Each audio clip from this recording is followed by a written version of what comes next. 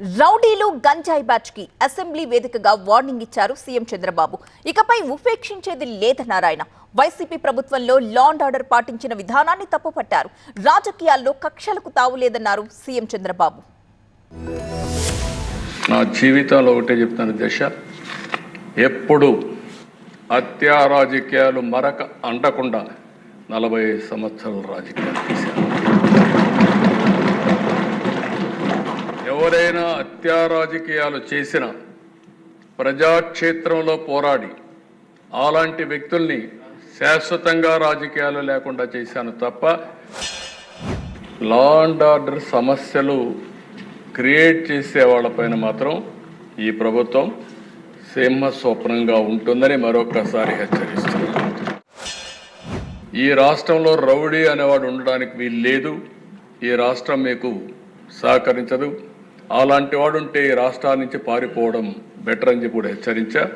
ఇప్పుడు కూడా చెప్తున్నా, ఎవరైనా సరే రౌడీజం చేసి మళ్ళా తప్పించుకుంటామంటే అలాంటి వాళ్ళని ఎట్టి పరిస్థితుల్లో వదిలిపెట్టమని అసెంబ్లీ సాక్షిగా హెచ్చరిస్తున్నారని కూడా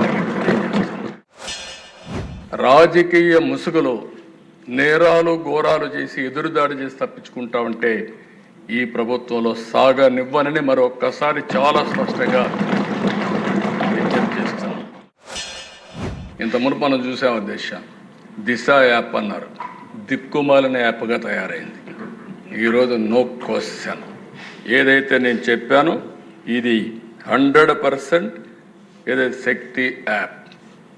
ఒక్కసారి మీరు టెస్ట్ చేసి చూడండి. ఎవడైనా ఆకతాయితనంతో బిహేవ్ చేయాలని మీరు చేసి చూడండి. ఆడబిడ్డలు శక్తి యాప్ ద్వారా అప్రోచ్ కండి. అప్రోచ్ అయిన తర్వాత 100% యాక్షన్ తీసుకునే బాధ్యత ఈ ప్రభుత్వాన్ని అని చెప్పి మరొకసారి తెలియజేసుకుంటాం. ఒక మాటలో చెప్పాలంటే గంజాయి పైన డ్రగ్స్ పైన యుద్ధం చేస్తున్నాం. ఈ యుద్ధాన్ని ఆపే పరిస్థితి ఉండదు.